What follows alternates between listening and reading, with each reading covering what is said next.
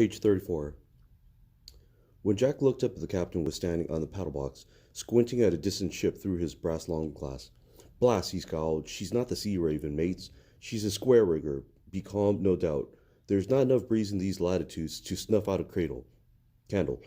It was almost 2 hours before the two ships came within hauling distance. Praiseworthy finished his 50 laps around deck, and Jack locked good luck in his pen. But 10 minutes later, the porker was at Jack's heels again.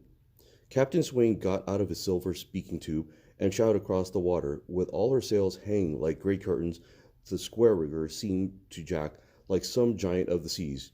"Ahoy! Ahoy!" answered the master of the square rigger through his silver speaking tube. "Have ye seen the Sea Raven, sir?" "Aye, Captain. She already steaming by a day ago." Captain Swain lowered the speaking tube from his lips long enough to say, "Blast!" The voice of the square rigger floated across again. "Can you give us a tow, Captain?" "What's that?" "I've been becalmed for a week. We're 30 days out of New Orleans and bound for California. Fever has broken up below deck, sir.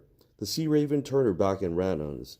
I beg you, sir, give us a tow until we catch a wind to make port." Jack, standing on the captain, could tell that Captain Swain was about to order full speed ahead, but now he could be pacing back and forth on the paddle box, growling and grumbling to himself. Under the tropical sun, the brass buttons on his coat glowed like lumps of fire. Towing the square rigger would slow Lady Wilma to a dog growl. Praiseworthy, too, under his black umbrella, watched the captain. Every gold seeker aboard seemed to be holding his breath, waiting for Captain Swain to make his decision.